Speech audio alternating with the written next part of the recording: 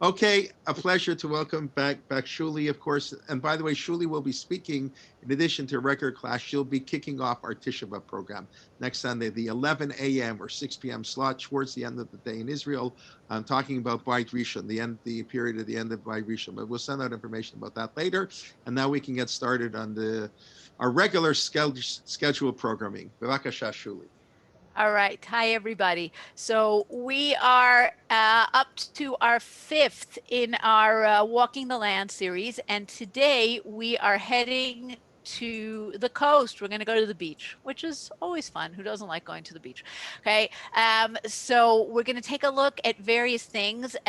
Today, the coast, we're going to see an amazing picture in a minute. Today, the coast is a very vital part of Israel. Major cities, the greatest ones being, of course, Tel Aviv and Haifa, but the whole area of what's called Gush Dan, right? This large complex of suburbs and cities in central Israel is how most people think of the coast today, plus a lot of tourism and beaches like what you're seeing in the picture here.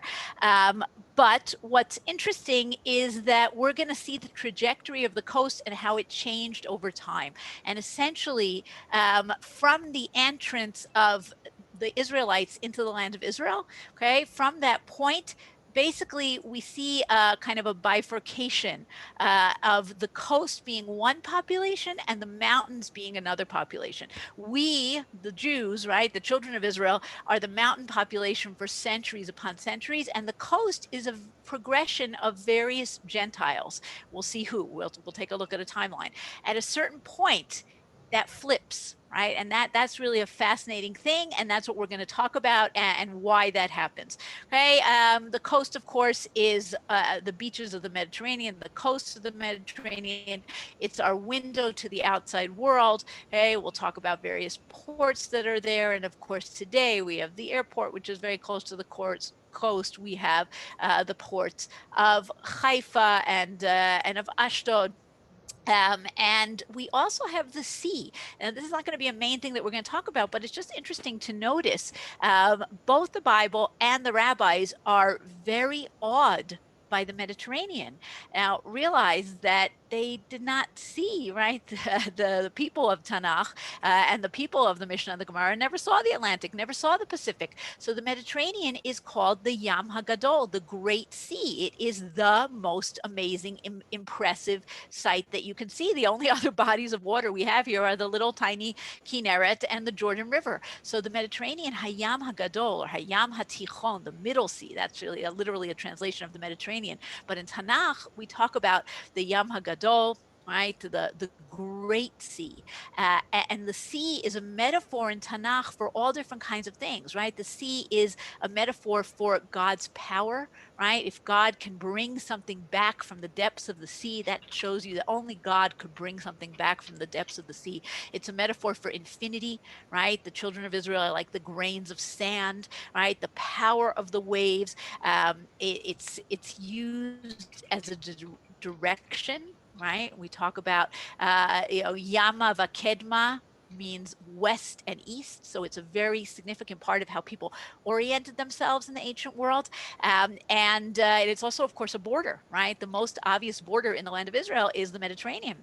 Mediterranean is the main border, and we also have a kind of a vestige of this greatness. Okay, today we all know about the Atlantic and the Pacific and the Indian Ocean, but there is still a special status to the Mediterranean. Where do we see that special status? We have a special blessing that you say only when you see the Mediterranean. I don't know if there are any rabbis who have talked about saying this when you see the Pacific, which is also an awesome ocean, but there definitely is a blessing if you have not seen the Yam HaGadol, the Mediterranean, for a month. You say, Baruch atah Hashem Elokeinu melech haolam, oseh et hayam hagadol. Thank you, God. Blessed are you, God, who makes the great sea. So there is something significant about the Mediterranean already in Tanakh times, in rabbinic times, that we still have today, even though we're familiar with a larger world and with other bodies of water. Okay, let's go back to the land, right? The water is important, but let's go back to the land. First of all, let's just understand what we're talking about, right? When we talk about the coast, We're going to talk today about mostly about what's within the borders of the state of Israel, although Gaza down here also important because we're going to talk about the Philistines, right? And here's our coast of the land of Israel, right? Going along here, major up until Lebanon, major things to point out. Of course, so let's do a little different color, right? We've got Ashkelon. Oh, that's not a good color. Sorry, experimenting. We've got Ashkelon, we've got Ashdod, we've got, of course, Tel Aviv. We've got, this is not proportional, don't use this as a map to drive with.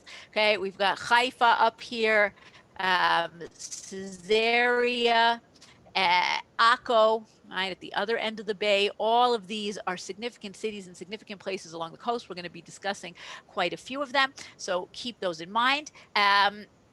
The other thing that's interesting to notice, well, two other things that are interesting to notice. First of all, take a look at this amazing satellite picture here on the right, right? It's such a great picture. And what's wonderful about these satellite pictures is you really get a sense of where do people live and where do they not live, right? When you don't have lights, that's where people don't live. So here it's very clear from this satellite picture, which was taken recently, right, that the greatest concentration of population in Israel is along the coast, right? Okay, you have Jerusalem over here, also very important. But the significant, the really bright places at night, Tel Aviv and the whole area around Tel Aviv, Haifa and the whole area around Haifa, that's where people are living, right? You have other places as well, but that's where people are living. Where are people not living? They're not living in the Negev, right? That's what you're seeing down here in the south.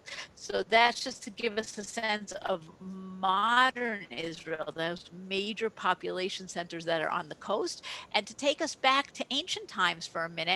Right? The coast is important, like so many things that we talk about in the land of Israel in ancient times. The land of Israel is not particularly important in and of itself. The land of Israel is a way to get from one place to another. And if you look at the purple line here, right, the purple line is part of what's called the Via Maris, the sea route, which was an extremely important road in ancient times, in biblical times, later on in Roman times, right? And it's how you get from the major empire of Egypt to the major empires up in the northeast, right? Whether that's Assyria or Babylonia or the Hittites, depending on the time period. But where are you going? You're going out of Egypt, right? Up the coast past Gaza, past Jaffa. You're going a little bit inland because you have swamps here, and ultimately crossing over by the Jezreel Valley and continuing further on. Okay, this is called Derech Hayam, the sea route, or in Tanakh, in the Torah, this is Derech Eretz Plishtim. This is the way of the Philistines. Remember, God says to Moses, I don't want to take you out Derech Eretz Plishtim, because you're going to be Penro Tam Milchama. You're going to see frightening things, whether that means the fortresses that the Egyptians put up so that slaves could not escape, which we know they did on this route, or whether it's because the Philistines are going to go to war with you. In any case, we don't go out that way, right? We go out this other way through the Sinai Desert and around. But this is a majorly important thoroughfare in ancient times. So that's just to give us a little bit of a sense of where we are going. I see there are a lot of comments. We're going to look at them all at the end. I hope there's nothing that is very, very urgent and pressing. Okay, this is a very broad timeline.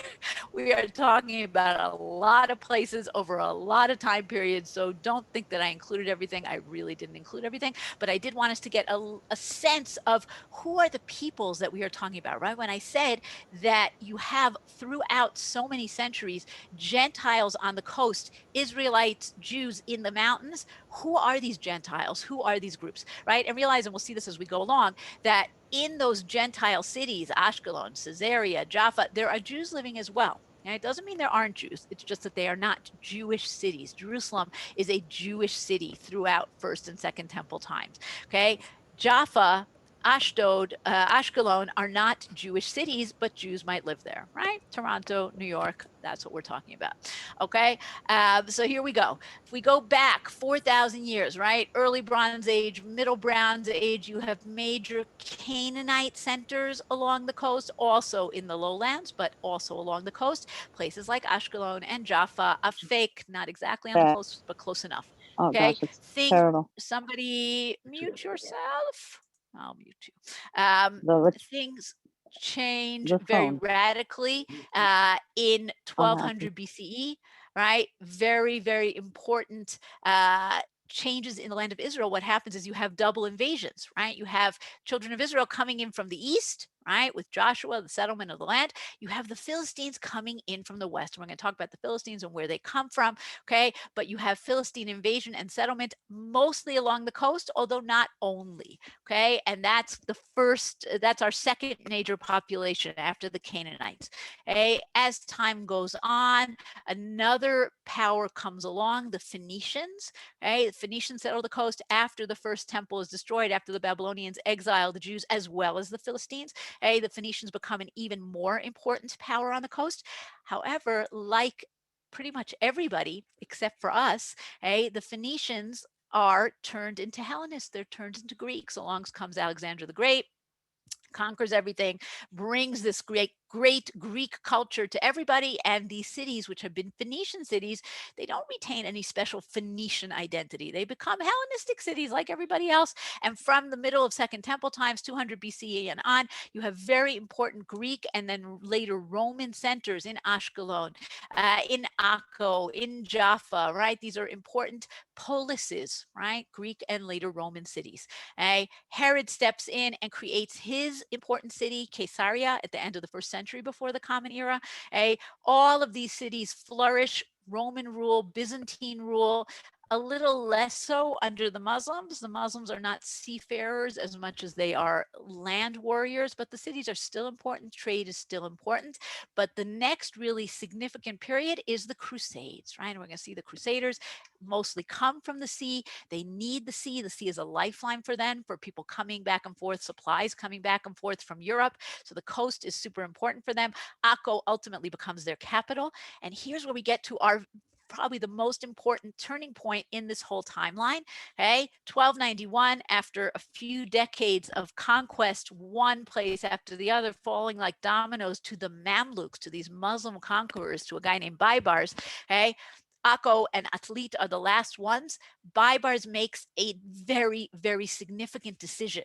And that decision is to destroy the coastal cities. And that's where our flip happens. The coastal cities are destroyed. They are not lived in for centuries. The Muslims, the Mamluk rulers, and later the Ottomans move inland and they move into the mountains. What happens to the Jews? There aren't so many Jews left in the land of Israel by this point, right? They are still in places like Jerusalem and Hebron and Sfat, but they're overpowered by the Muslims who move inland, and the coast stays destroyed, right? And that's where you get this fascinating flip, because even though you have some rebuilding in the 17th and the 18th century, much of the coast remains neglected, swampy, garbage land. Along come the Zionists at the end of the 19th century. They want to buy land. What's for sale? The coast. Nothing else is for sale. So they buy this land, and that's where you get this settlement, what we call Michadera ad Gedera, right? The new settlements come on the coast. And it's a fascinating flip in Jewish history. And we have Tel Aviv, and we have Nahariya, and we're going to talk about all these places. But that's really what I want you to notice here is this shift from a Gentile enclave to a Jewish enclave. We're going to do what we're going to do is we're going to look through the history, right, through these different groups, the Philistines, the Phoenicians, etc., and then we're going to look at specific places along the way. Okay, so let's get going. Oh my gosh, 6:15, and we haven't even gotten going. All right. Philistines. Let's start with the Philistines. They're very well known, of course. We know who the Philistines are. They are the major enemy of the Israelites in early First Temple times, right? King Saul, King David, right? The major enemy. Eventually, they are subdued, but they don't disappear. They remain an important power until the destruction of the First Temple. When the Babylonians come along and exile us, they exile the Philistines as well. The Philistines, unlike us, do not come back, okay? But they remain a significant power throughout First Temple times. Tanakh tells us about, I don't want this yellow anymore. Tanakh tells us about the 5 cities, right? The Pentapolis of the Philistines, okay? Aza, Ashkelon, Ashdod, Ekron, and Gat. right? We did a whole class on the Philistines long, long ago in the winter, okay? But these are not the only Philistine cities. There are other places, and the more we explore, the more we discover that the Philistines were along the coast in other places, okay? Why did they take over the coast? Well, first of all, let's just understand for a second, this area is meant to be part of one of the tribes, right? If you know your tribal maps, you know that this is supposed to be part of the tribal area of Judah, right? Judah's supposed to go all the way from the Judean desert and all the way to the coast. This is what is written about in the book of Joshua. In reality, didn't really happen. Okay? Very, very hard to kick out the Philistines. Yes, King David makes them less powerful than they were, but they're still a force and they remain a force throughout First Temple times. So they stick around and they are still important. Why do they settle the coast? Well, because of what we said before. The children of Israel are coming in from this direction. The Philistines are coming from the sea. Basically, they're coming from Egypt. They tried to take over in Egypt. They get thrown out by the Paro there, by Ramses II. So they move up the coast. Who's in the middle? Who has the really good farmland in the middle? That's the Canaanites. They have the good land. They have this very good farmland, the lowlands, very fertile, lots of water. And they stay there now for the next few hundred years. The Philistines and the Israelites are going to fight over that middle land. And that's why actually this is one of the most fascinating places in archaeology today, because it's shifting, right? Who takes it? When do they take it? How do they take it? But the Philistines, A, because they're coming in from the sea, and B, because they can't take this area because it's so heavily settled by the Canaanites, they take the coast. What's left to the children of Israel? What's left to them is the desert, not so great, and part of the mountains. And they have to figure out how to thrive in those areas. But that's a separate story, okay? So that's our Plishtim, our Philistines. They are coming in. They are settling on the coast, although not only on the coast. And they come, one of the major places they come to is Ashkelon, right? Ashkelon in the southern part of the coast. Just look back at our, well, we have it right here, right? Ashkelon over here, the middle city of the three on the coast. Ashkelon begins as a very powerful Canaanite city. As we're going to see, Ashkelon is a major trading center. It's a market city. The excavations that have been going on in Ashkelon the last few decades are amazing. They're finding incredible stuff that shows you the power of both the Canaanite city earlier and then the Philistine city that replaces it. And one of the truly astounding things that was discovered in Ashkelon, something similar was discovered in a Canaanite city in the north in Tel Dan, is this. In Tel Dan, it's perfectly preserved. Here, it's only partly preserved. But what you can see, the original here, this is obviously what's reconstructed, but you can see the remains of an arch. Okay, this is an arch that goes back to Canaanite times. It's give or take 4,000 years old. Up until the arches in Ashkelon and in Tel Dan were discovered, everybody thought, who invented the arch? The Romans. This is almost 2,000 years earlier than the Romans. The Canaanites had very superior technology. They figured out how to do this. It's truly an incredible thing. So this was discovered at the entrance to Ashkelon, major city walls, defense systems, and this arch. Okay, lots of other stuff discovered, but one of the really special things that was discovered, I mean, somewhat disturbing, but important, okay, right near the walls of the city in what we think was some kind of a ritual site right outside the walls, right? We know there were ritual sites outside the walls, people who came, travelers, they wanted to give thanks to the local gods and to their gods, and they found this little shrine, okay? This, two things, this little house, right? This is very small. It's like, I don't know, maybe a foot high, okay? They found this little house, and who's living in the little house? This little silver calf. Okay, who's a calf? A calf is one of the animals that is worshipped by the Canaanites. Why do we have a golden calf in Egypt? Because calves, cows, they're part of the local culture. They're part of the local idolatry. And this is what was found right outside the walls of Ashkelon. Now, the Philistines conquer Ashkelon and they keep it as a major trade center. And one of the things that's fascinating about Ashkelon, if you look at the name of Ashkelon, inside the name of Ashkelon, you have the word shekel. Okay, shekel, we say today, we think of as the coin, but shekel really means lishkol, to weigh. right? You weights and measures. That's how you did business in the old days. You didn't have coins in the old days. You had a certain amount of silver, of gold, of barter, of whatever. So Ashkelon is the city of weights. It's the city where you go and you are doing all kinds of trades. And indeed, in the archaeology, as you can see in this picture on the right, they found, first of all, the marketplace of Ashkelon, which was on the beach, right? The traders come in, it's a big port. People come in from all over the world. They bring in their ships, and there's a marketplace literally right by the port, right on the beach. And we found the remains of it, all different kinds of weights, right? All different kinds of imported objects and also objects that were meant for export, right? Plain pottery that we've sent out to other places. So Ashkelon is very much a trade center. Canaanite times, the Philistines continue it. If you remember, the Kinah, right? The mourning poem that David says when Saul and Jonathan are killed, right? What does he say? Plishtim, Philistines, don't be proud of what you did. Al tagidu begat, al tivasru bechutzot Ashkelon. Don't tell it in Gat. Don't tell it in the markets. Chutzot is the markets of Ashkelon, right? Today, by the way, when you drive into Ashkelon, it's a little bit jarring, but right as you drive into the city, there's a huge mall that is called Chutzot Ashkelon, right? So we love to take our Tanakh and invert things, right? Ashkelon, by the way, just one more thing about Ashkelon. The assumption is we don't know 100%, but we think that the scallion was invented in Ashkelon or was developed in Ashkelon, and that's where the word scallion comes from, Ashkelon. Okay, also very nice. So the Philistines are significant on the coast, but Ashkelon is a great example because of all the stuff that's being excavated there. Today, they're doing a lot of new excavations in Ashdod. When we find out more there, we'll have to do a class on Ashdod. But let's move on to the Phoenicians. Okay, the Phoenicians is a name that was given to them by the Greeks. Okay, they didn't call themselves Phoenicians. They called themselves Sidonians. They called themselves Tyrians, right? They called themselves by whatever town they were from. The Greeks come along and say, no, you are the Phoenicians. What does the Phoenicians mean? Phoenicians literally means the people of the purple. Okay, we're going to see purple dye is one of the major products of the Phoenicians. Now, the Phoenicians really, they are not a nation of their own. They are not a unique ethnicity. They are Canaanites. They are the same Canaanites as the Canaanites in the land of Israel. They're just further up the coast. Okay, when we think about famous Phoenicians, right? We have a few famous Phoenicians. We have Hiram, the king of Tyre, right, who sends supplies to the temple. He's buddies with King Solomon.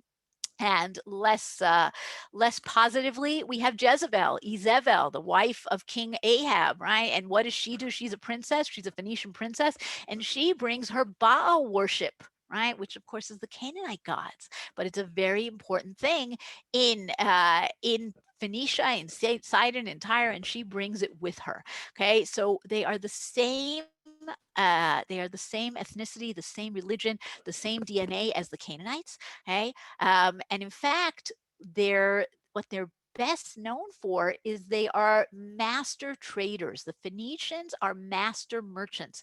A Knaani in Tanakh, literally, what is a Knaani? A Canaanite, a trader, a merchant, right? She's in Eshet Chayil, right? The valiant woman. She sells her things to the Knaani. A Knaani is a trader. So the Phoenicians are the ultimate traders. Unlike other powers in our region that spread their power through war, the Phoenicians also spread out, but they spread out through trade, right? Take a look at this great map, right? Here are their major cities in what's today Lebanon, which, by the way, they did DNA studies on people in Lebanon today, and they found that we can trace their DNA going back. Many of them have the same DNA going back to the Phoenicians. Okay? But the Phoenicians spread out with their trade empire all along the Mediterranean, right? All the way to North Africa and to Carthage, right? All the way up towards Spain. This is all Phoenicia. They managed to spread all the way out here. And when we have in Roman times, we talk about the Punic Wars and Carthage. Punic is Phoenicians. That's who these guys are. So they spread out with their trade throughout the Mediterranean, but they settle as well on the coast. Right now, two of the things that they're famous for, we mentioned this already, the purple. Okay, dye in the old days is very difficult to make, it's exceedingly expensive, and it is only for the most important, the wealthiest, the elite, the royal. That's why we say royal blue. That's why we say born to the purple, right? Because only those people get to have colors. Who are the experts at purple, which is the most royal of all the colors? The Tyrians, okay? The people of Tyre. They are the ones who know how to make purple. Now, of course, this color is connected to Jews as well, because a variant of purple, if you take your purple dye, which comes from these murex snails that you see over here, and you add certain components to it, you add certain chemicals, and you leave it out in the sun, you get not purple, but tchelet, right? That bright shade of blue that needs to be the fringe of your tzitzit, right? One of the threads of your tzitzit, of your ritual fringes, needs to be tchelet. And the rabbis knew all about this, and they knew about how you got authentic tchelet and there was fake tchelet, right? And we won't go into it, but it's a fascinating story.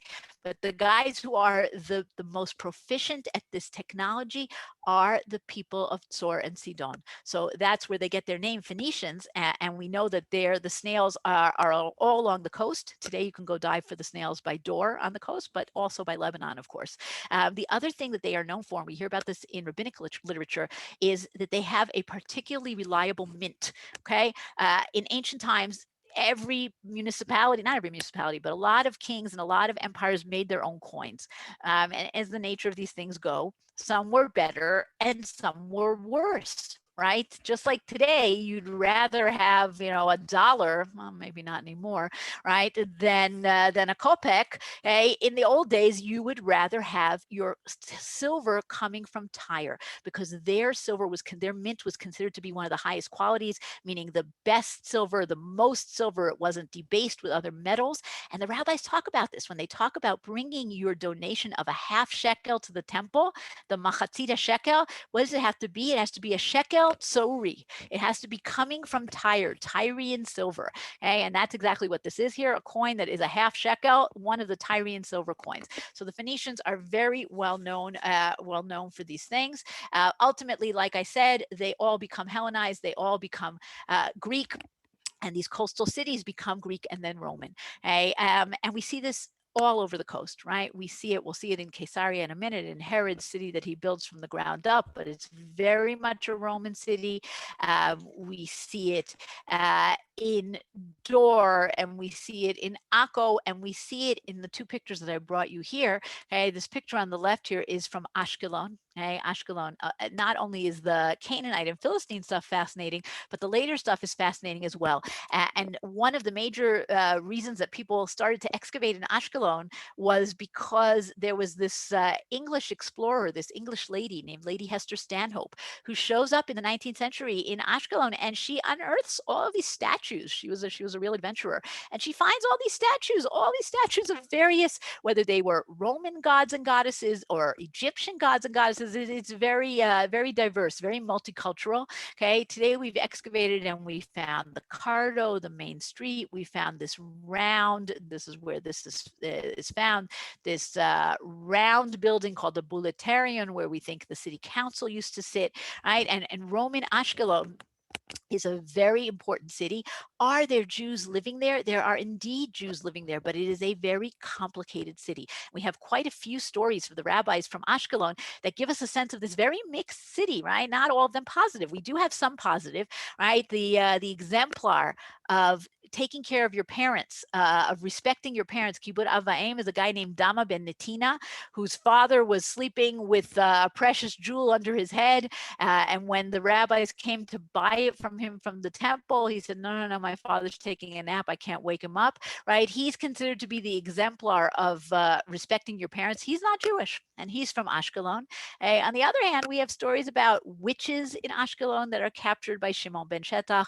We have stories about conflict between the Jews and the Gentiles in Ashkelon. So it's a very complicated city, okay? But it definitely has a Jewish population, just not a Jewish population whose life is always easy.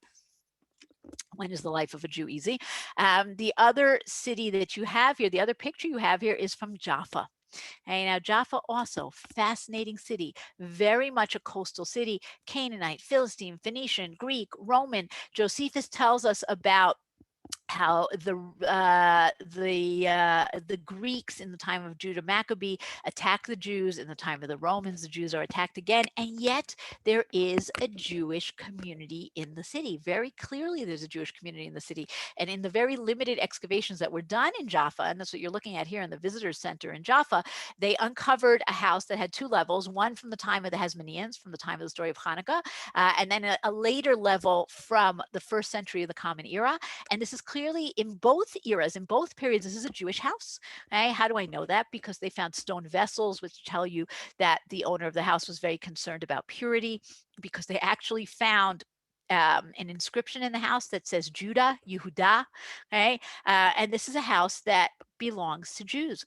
So you have this very interesting city that is a pagan city and then a Christian city, but has Jews living in it, similar to what we're going to see in Caesarea. When we get to Caesarea, we'll come back to it. But let's continue a little bit with our historical story. Okay, so these cities flourish. Roman times, Byzantine times, and then along come the Crusaders. Okay, First Crusade proclaimed in Europe in 1096. They finally get to the land of Israel in 1099. They conquer Ashkelon. They continue on towards Jerusalem in a bloody, terrible massacre and conquest. They take Caesarea in 1101. Okay, the Crusaders need the sea. They need the coast for very obvious reasons, because this is where their reinforcements and their strength are coming from. So they need to control the cities of the coast, and they conquer them one by one. Now, some cities they are able to hold on to, right? Saladin in 1187 takes them back, but Richard the Lionhearted gets them back again very quickly. Other cities pass back and forth, right? So take a look at the picture on the right. This is a picture of Caesarea, the Crusader city of Caesarea. We're going to go backwards to Herod in a few minutes, okay? But this is the Crusader city of Caesarea. They conquer it. They build a moat and walls around it. It's a much smaller city than the Roman city, but it's a strong and a fortified city. The picture on the left is a fascinating picture. This is a picture from Ashkelon. Okay? Ashkelon was fought over quite a bit. The Crusaders take it from the Muslims. The Muslims take it back from the Crusaders. The Crusaders take it back again.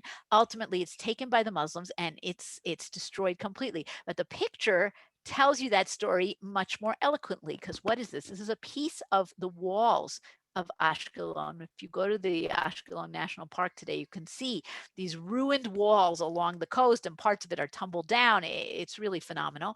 Okay? But this is a part of the wall that was found actually on the beach. And what you can see on it is Arabic writing, right? You can see the Arabic writing. And then somebody came along and put his graffiti on top, okay? This is a crusader who came along and said, ha, Arabs, you think you rule here? You're wrong. This is now a Crusader property, and I am going to etch my herald, my crest on top. Now, there actually was a scholar from, I believe, from Hebrew University, who was a scholar of medieval British history, and he went back and he researched this, and he figured out who was the guy who did the graffiti. It's a family in England. The guy's name was, he found out that there really was someone from this family who went on the Crusades. His name was Hugh of Wake, and this is his family crest, and this is what he did. So it's just a great visual of this back and forth between the Crusaders and the Muslims. The most important city that the Crusaders take is Akko in the north, right? In the northern tip of the coast. They come along, they take it in 1104, and they start to build it up in a phenomenal way. Saladin, the Muslim conqueror, takes it back in 1187, but only for 4 years. And then along comes Richard the Lionhearted, right, of Robin Hood fame, comes along, and 4 years later in 1191, he takes it back. And what happens then is something that's fascinating, right? With Richard the Lionhearted, with the Third Crusade, Jerusalem is not regained. Okay, they regain Ashkelon, they regain Caesarea, and they regain Akko, but they don't get back Jerusalem. Jerusalem stays in Muslim hands. But Akko becomes the capital, the Crusader capital of the land of Israel. But they don't call it the capital of the land of Israel. They call it the capital of the kingdom of Jerusalem. We don't have Jerusalem. We will one day. Don't worry, right? So Akko is the capital of the kingdom of Jerusalem. Now, Akko is a fascinating city. Already in the 1950s, Israel understood that there was incredible stuff underneath the ground. They managed to get it declared a UN site. There wasn't UNESCO World Heritage in the 50s, but something similar. But it took a very long time to excavate. Akko is a very complicated city. We'll see why in a moment. But today you can go and you can really see the most unbelievable things. They've unearthed these incredible fortresses, these urban fortresses, basically. And what you're seeing here are two of the most phenomenal things. On the left here is almost completely intact the Hospitaller Fortress, right? The Hospitaller Knights. They created a huge area with dining hall, with a church, with a crypt, with a dungeon for people who misbehaved, right? With toilets, with everything. Okay. The other thing you're seeing here is something that was discovered completely by accident, as so many things are. Okay? There was a plumbing issue in the city about 20 years ago, and they uncovered this incredible tunnel built by the Knights Templar, right? Another one of the Crusader groups that came along and built here. Now, Akko is a fascinating city because here, this is a model of the Crusader of the Hospitaller complex, and this is the toilets. Toilets are always interesting to see, right? So this is the toilets in the Hospitaller complex. You can see here, these are the toilet seats, right? Very nice. Not too bad for a knight who, probably didn't have too many amenities. And they actually had a whole plumbing system, and they realized that the toilets actually went out, were flushed out to sea. It was very sophisticated. Okay. But Akko is a fascinating Crusader site because unlike fortresses that were just fortresses, right, on a hilltop, and they were controlled by whether it was the Templars or the Hospitallers or all these different groups, Akko was a city. And that meant that one group had one piece and another group had another piece. And you had Venetian knights and you had French knights and you had all different kinds of knights, each one controlling his own little piece of territory, not always getting along with each other. And you had locals, because realize all these knights are coming here.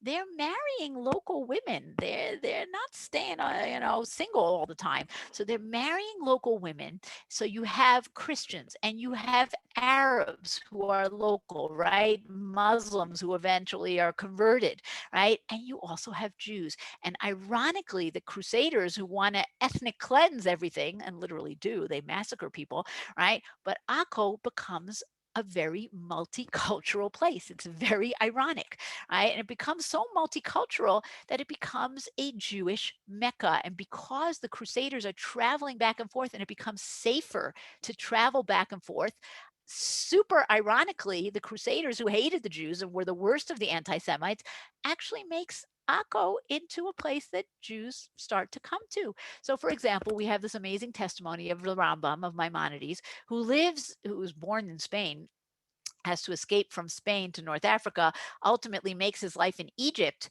okay? But he does come to the land of Israel when he's 30 years old in 1165, right? And he writes here, and on the first day of the week, on the third day of Sivan, I saw the sea. I came to Akko and was saved from apostasy and arrived in the land of Israel, right? And he celebrates this day for the rest of his life as a day that he's redeemed and he's saved. And then he goes to Hebron, and he goes to Jerusalem, right? Et cetera, et cetera. The Rambam, Maimonides, doesn't stay in the land of Israel, but we have others who do. Prominent among them, the Ramban, Nachmanides, right? Who's kicked out of Spain because he dares to dispute with he's forced to dispute with the Christians, and he dares to win, and he comes to the land of Israel. First he goes to Jerusalem, then he continues on to Akko, and he rebuilds the community there. Okay. And in his commentary, he writes about how the land is only fertile when the Jews come back to it, right? Very, very powerful. You have other great rabbis, Yechiel of Paris, the 300 rabbis from France who come, and Akko really, very ironically, has a Jewish Renaissance. And later on, we hear about other people like Rabbi Nachman of Breslov coming. So Akko, which seems to be the most Crusader, the most Christian of these cities, actually has quite a Jewish connection. But let's move on in our story. Okay. the Mamluks, the Muslim elite soldiers led by Baibars, the ultimate warrior, they come and they are successful in driving the Crusaders out of the land of Israel. Saladin in 1187 has a short-lived victory, but it's really Baibars who has the longer victory, and he manages to conquer the Crusader fortresses, and they fall one by one, the 1260s, the 1270s, the 1280s. You're looking at here on the left, the fortress of Apollonia, right near today's Herzliya, right? Powerful Crusader fortress on the beach. At Jaffa, here on the right, okay, one by one they fall. Ashkelon falls, and Caesarea falls, and the final ones to fall are in the north, Atlit, okay, a little bit south of Haifa today, and Akko. Okay, 1291, the Crusaders have left the land of Israel, and Baibars makes this very momentous decision, and he writes about how it pains him because these cities are so beautiful, but he says, I'm going to destroy the coast because I don't want the Crusaders to come back. And if we don't have any access on the coast, if there are no more ports on the coast, they can't come back. And one by one, he destroys Ashkelon and Jaffa and Caesarea and Akko, and they become ruins. And for centuries afterwards, they are ruins. And that's what you're seeing here in the picture. And the picture on the right is a modern picture, but it's part of the Crusader port of Akko. Right, and we'll tell the end of the story of Akko in a minute. Okay, the picture on the left is the ruins of Ashkelon in the 19th century. This is a painting from the 19th century. It's still very much a city in ruins. And these towns along the coast, some of them revive. We're going to see Akko and Jaffa. Some of them, until 1948, they are small fishing villages, and Ashkelon is one of those, right? Caesarea as well. And it's just this very momentous decision. What happens in Akko? So Akko is a fascinating city, because what happens in Akko is it's too valuable a city. And by the 18th century, the Ottoman Turks come back, and a ruler called Dahar al-Omar comes back and decides that they are going to rebuild Akko. But the problem with Akko is that you have these massive ruins. We saw what the Crusaders built, right? We saw that massive hospitaller fortress. How can you, there are no bulldozers. So what they did is they built a second city 12 meters above the first. And it's truly an astonishing thing. And when they excavated, they really found this. What the Ottomans did is they built massive arches on top of the Crusader ruins, and then they built their city on top. So essentially, you have two cities, one above the other. The Ottoman city, which is what you see when you walk around in the old city of Akko today, right? And it includes things like the Al-Jazar Mosque that you see here on the right, this massive mosque. But below it, in the archaeology that's been uncovered in the last 50 years, you have the Crusader city right below. And it's truly an astounding thing. The fellow in the middle, who is not particularly sympathetic, his name was Ahmed al-Jazar. Al-Jazar was his nickname. It means the butcher. It's not a particularly complimentary nickname. He was a great builder. He's the one who builds the mosque. This is the Al-Jazar Mosque. He builds a lot in Akko. He allows the Jews to come back. He even has his most trusted advisor is a guy named Chaim Farchi, a Jewish advisor, but he's very cruel. He trusts Chaim Farchi, but when he doesn't like him, he cuts off his ear, his nose, right? But between him and Chaim Farchi, they managed to defeat the next major crisis that happens to Akko, and that's Napoleon, who wants to conquer Akko in his move towards world domination, where he comes from Egypt and he moves up the coast and he takes Gaza and Jaffa, and he makes his way towards Akko, and that's where he's defeated, right, by Jazar and by the British. The British Admiral Sidney Smith, and he's turned back. Also, a very significant moment. Let's look back at Jewish Akko for a second. So in the 1700s, when Akko is being rebuilt, you have certain insignificant Jewish personalities who come along. One of them is one of the most interesting Jewish personalities of the early modern period, and this is the Ramchal, Rabbi Moshe Chaim Luzzatto, who really was a true Renaissance man. He was renowned. Well, he wasn't renowned. That's part of his story. He should have been renowned in many different fields. He was a brilliant Hebrew writer. He was a mystic, and he was a Musar. He's one of the earliest writers of what we call Musar literature, ethical literature. The most famous book he writes is called The Path of the Just, Mesilat Yesharim, where he writes in just plain, straight talking language how to be a better person. And it's a classic still today. Now, he's a brilliant man, and he writes in Italian, and he writes in Hebrew, and he writes beautiful poetry, and everybody hates him. Everybody hates him. They think that he's a secret follower of Shabtai Tzvi. They don't like him. Nobody likes him, and he's hounded from place to place until he finally shows up in Akko, and he finally gets to Akko. He's able to live in relative peace, and then along comes the plague, and as you can see, he dies very young. So, terrible life that he has. After his death, naturally, everybody claims him, right? So the Enlightenment Hebrew writers look at him and they say, wow, what an incredible writer. And the mystics look at his mystical works, and the misnagdim who like the ethical literature take on his ethical works, right? But in his lifetime, he had a very miserable life.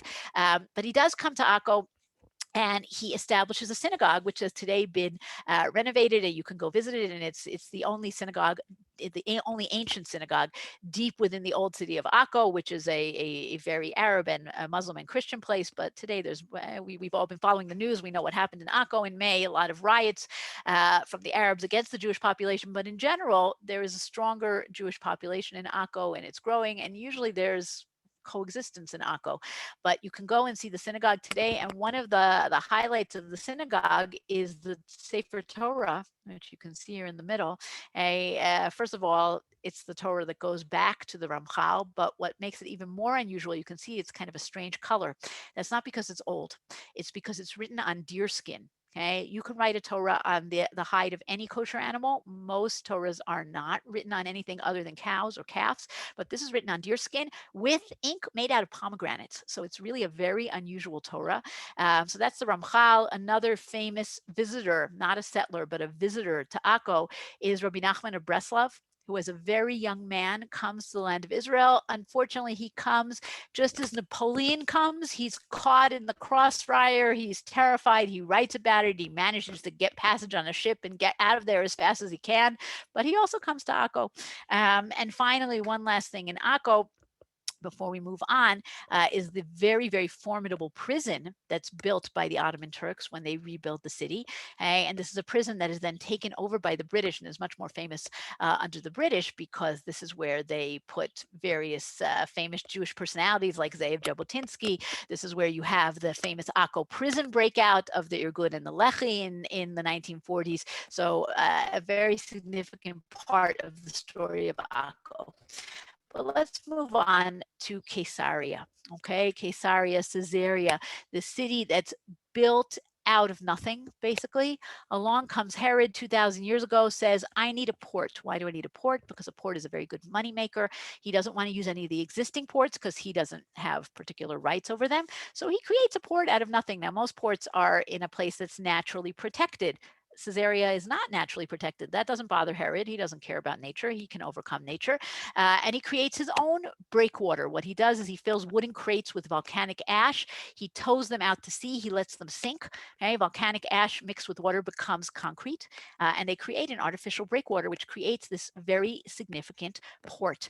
Now, in order to make Caesarea not just a port, but a real city, Herod builds an amazing Roman city around it with aqueducts bringing in fresh water, because you have the sea, but you don't have fresh water. So that's what you see here in the picture on the left, with his own palace. This is the private swimming pool that he had filled with fresh water inside the sea, which is pretty wild, with a theater, with an amphitheater, with a VIP port, right? Caesarea is truly an incredible place, and the excavations that have been done in the last few decades have really shown what it is, right? A complete Roman city, soup to nuts, everything you could possibly want. But what happens is, again, when the Mamluks come, the city, which had already kind of fallen somewhat on hard times, pretty much sinks into the sea. And it needs to be rediscovered. Now, even before the excavations that are begun here in the 50s and 60s, people are finding things, right? People are finding things because there was so much here that even with the looting that took place and the destruction, there's just so much. So when you have a kibbutz that's built just south of the ancient ruins of Caesarea, right? Sdot Yam, famous for being the home of Chana Senesh, the paratrooper. Hey, the kibbutznikim, when they're working the fields and when they're going and they're fishing, they just keep finding stuff. They keep finding statues of Roman goddesses and ancient vessels, and there's a little museum in Sdot Yam, which is just the stuff that they found in the course of their everyday lives. And this is before there was any kind of serious excavation. So Caesarea is truly an incredible story. But let's get to our modern story, okay? And this is what we said before, okay? The Mamluks move inland. The coast is neglected. Along come the Zionists with the first Aliyah, with the second Aliyah, looking to buy land at the end of the 19th, the beginning of the 20th century. What's available to them? This garbage land on the coast, as well as the garbage land in the Jezreel Valley, which is also very much neglected, right? Incredibly fertile land that's neglected and turns into swamps. And if you look at this map, I think this map tells the story better than anything else. This is all the black is Jewish land possession up until 1930. Okay, so you can see that it's almost all the coast, the Jezreel Valley, and a little bit of the Eastern Galilee. The whole historical area of Judea and Samaria, almost nothing. Almost nothing, a little bit north of Jerusalem. Gush Etzion is not 1930. We don't have yet the communities of Gush Etzion. We have, and they were destroyed, right? The Negev is not built up at all. And it's really all of this land along the coast and the valleys. Okay. And this is that modern return, coming back, but not coming back to the places where we were before. And that's why a lot of times when we describe the early settlement, we talk about from Gedera, right? Gedera is about here, to Chadera, right over here, right? That's the early settlement. Only later do we expand into the mountains. And a lot of that only happens after the 6-Day War, by the way. Okay. One of the most significant early settlements, of course, is Tel Aviv. And this is this great iconic picture of the lottery of land for the first area, the first neighborhood called Achuzat Bait, which becomes Tel Aviv. And you can see there's nothing. It's sand dunes. There's nothing there. Okay? The Zionists begin. They come back. They're building in places like Neve Tzedek, right outside of Jaffa. Right, Jaffa already has been rebuilt, but also all of these early communities, Rishon LeZion and Rehovot and Zichron Yaakov, not on the coast, but very, very close to the coast. Okay? But the first real city, the first Hebrew city, is Tel Aviv. Okay? Along comes a Jewish pioneer named Akiva Aryeh Weiss, a religious guy, comes to the land of Israel for the first time in 1904. While he's on the ship, he hears of the terrible news that Theodor Herzl has died. And when he lands, he says, that's it. We have to do something to commemorate Herzl.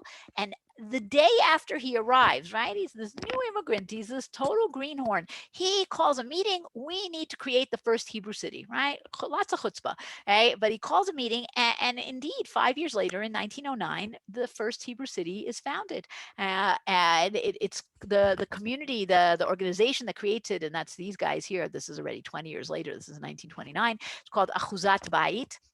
But the city itself becomes known as Tel Aviv. Tel from ancient, right? The archaeological site.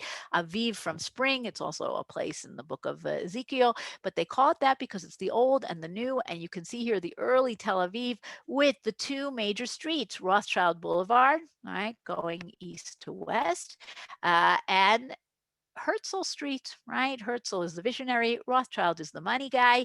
You need both of those. And that's the beginnings of Tel Aviv. Okay? The centerpiece of the city. Can you see it in this picture? Yes, but not really very well. Okay. What's the most important building in this early city? Everybody gets a nice little plot with a garden. But the most important building is the Gymnasia Ivrit, the Hebrew high school, because of course this is the first Hebrew city. And the most important building is where we're going to have this new Hebrew culture and education. And it's this beautiful building at the center, at the center of the town. It's a building that exists until the early 60s, when the municipality of Tel Aviv, in the interests of progress and in its wisdom, tears down this beautiful building and builds the Shalom Tower, which some people may remember as being the first skyscraper in the Middle East, right? It really was. It really was a skyscraper. I remember coming here in the 80s and they'd say, oh, you have to go to the Shalom Tower and go up to the top. It is 30 something stories high. Okay. Today, it's not even the tallest building on its block. But when it was built, it was the biggest building, not in Israel, in the Middle East. Okay. There was no UAE, there was no Dubai. They didn't have any of these buildings, but it's an incredibly ugly building, and they tore down a historical building to build it, which is very sad, but that is what they did in the 60s. Let us move a little further north to Haifa. Okay, Haifa is known as the city that works, right? Jerusalem is the city that prays, and Tel Aviv is the city that plays, but Haifa is the city that works. Okay, it's got this very significant deep water port. There was always a port in Haifa. In ancient times, there was a port as well. Today, it's not in exactly the same place, but this is a deep water port that huge container ships can come into. Haifa is built on the remains of earlier, much more ancient settlements, but it really expands in the late 19th century with the German Templars. And then with the coming of the British, it becomes a really major center because of the port, because of the train system that goes from Beirut to Haifa, from Haifa to Damascus. It's so hard to imagine these things today, because of the oil pipeline that came from Iraq to Haifa. Okay, so in British times, Haifa really becomes a major player, and it still today is very much a city of industry, of technology. You have the refineries here on the left. This is an old picture. One of them collapsed a few years ago. And Haifa also has a lot of environmental challenges, but we're not going to go into that right now. When the British leave, Haifa is always a mixed city, and we're going to see that in a moment. When the British leave and the fighting breaks out, the Haganah takes the city. They tell the Arabs that they should stay. There are a lot of Arab residents of Haifa, but the Mufti, the leader of the Arabs in the land of Israel, says, no, no, no, pick yourselves up and leave, and you'll come back and you'll inherit the whole city. And they do leave. Some of them do eventually come back.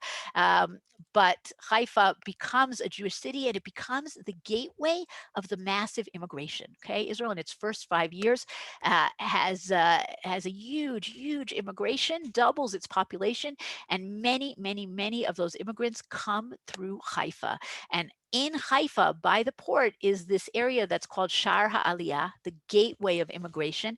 You need a place to process all these people. How are they going to? They're eventually going to be sent to other places, but first they have to come in, and you have to process them, and you have to figure out who they are and where they're going to go, and you need basic hygiene and food. So they create this huge camp called the Shar Aliyah, which at its height had thousands of people passing through every day. In the first year of statehood, over 100,000 people passed through Shar Aliyah.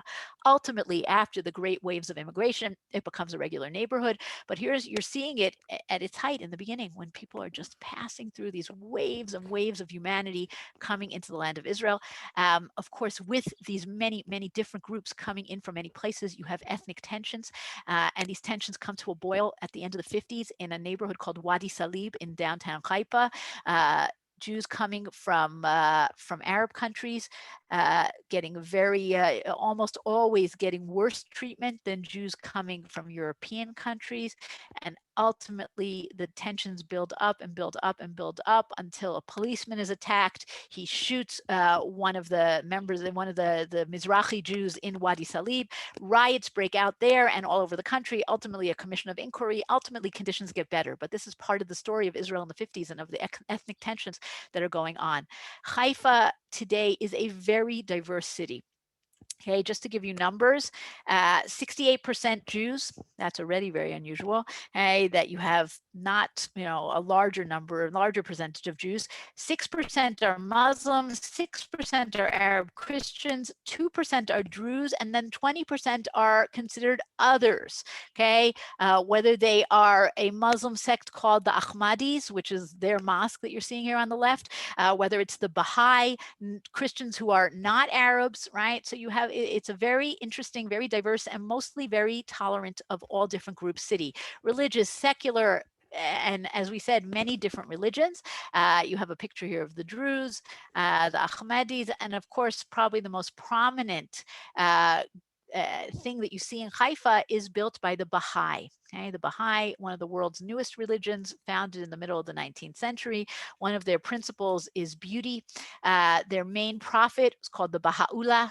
He's imprisoned by the Turks in Akko for many years, and ultimately he dies in Akko. Before his death, he decides that the major shrine of the Baha'i, including the grave of the founder of Baha'i, the Bab, the forerunner of the Baha'u'llah, should be in Haifa. It takes about 100 years, but then these gardens are built from the late 80s till 2000, and they are the centerpiece, the most beautiful thing in Haifa, something that everybody goes to see today, and really an incredible vista that you can see going from the top of the Carmel all the way down to the port. Okay, last two places that we're going to talk about. One is Nahariya.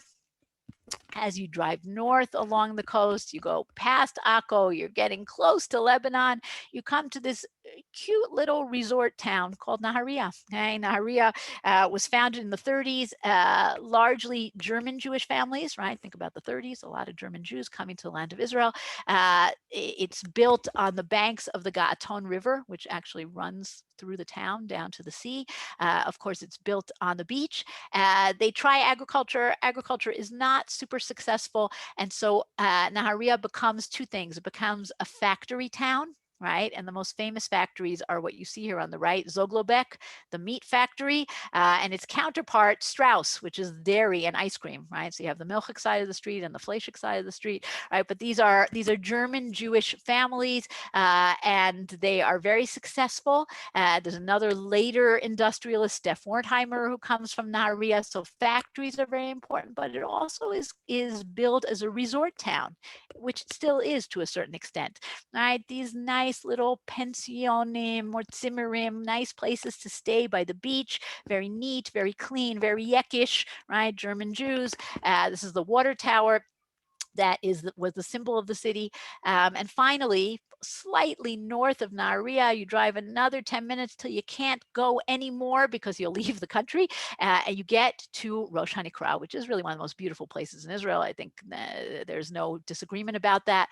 You get to this amazing white cliffs, and if you go down in the rickety cable car down to the bottom, you walk through these gorgeous grottos that were created by tectonic shifts, cracks in the sea wall that were then widened by the waves pounding against them for millennia, and it's really a fabulous place.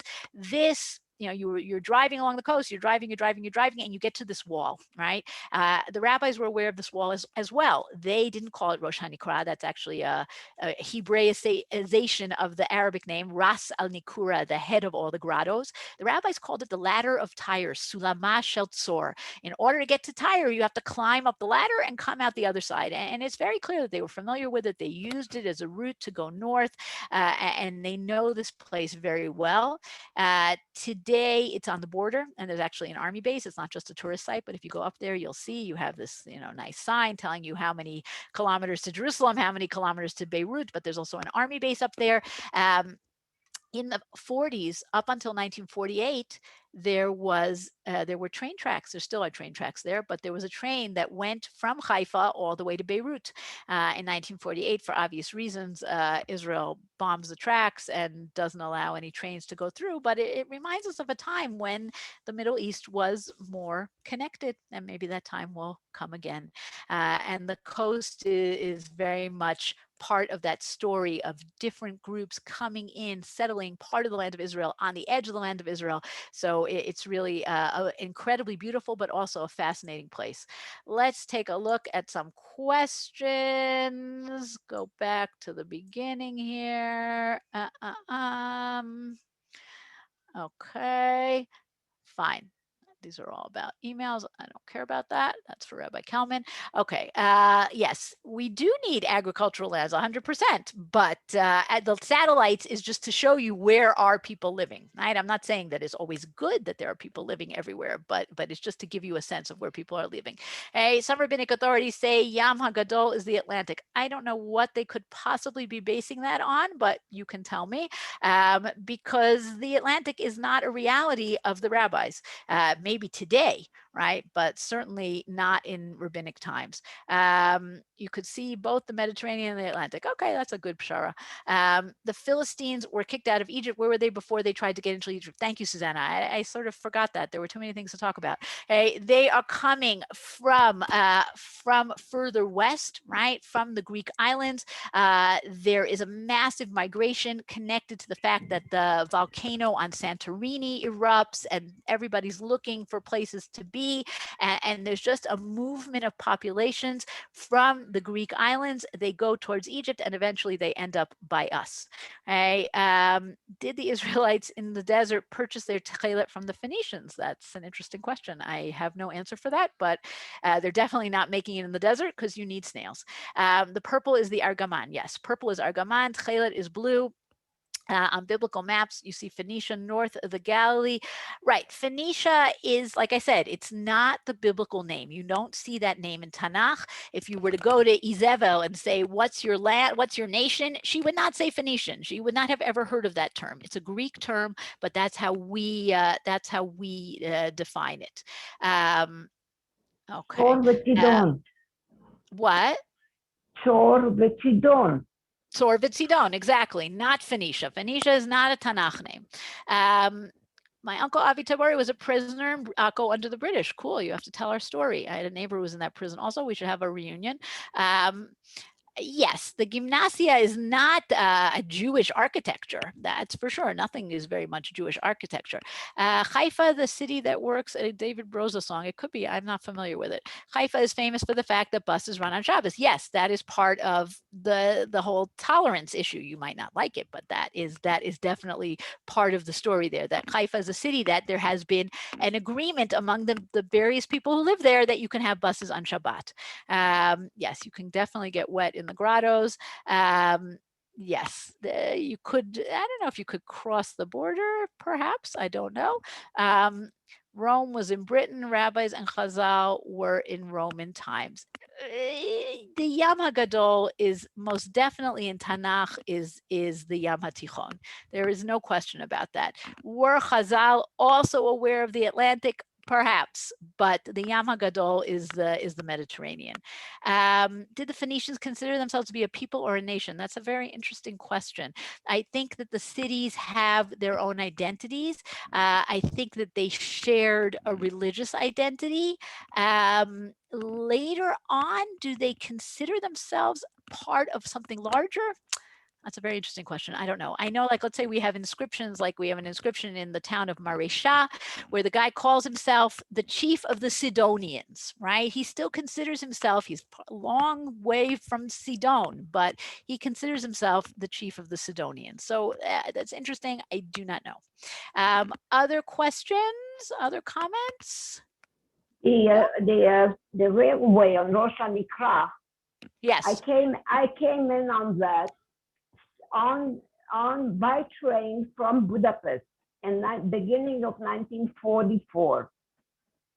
Wow, that's wild. Thank you for sharing that with us. And you went all the way to Haifa? Yes. Wow, thank you for sharing that. Syria, no, it was Istanbul, Turkey, Syria, Lebanon, Haifa. That's amazing. And before that, Budapest, Bucharest, Bulgaria, and then Istanbul. I never met anybody who told me that they came in on that train. Thank you so much for telling me that. Mhm.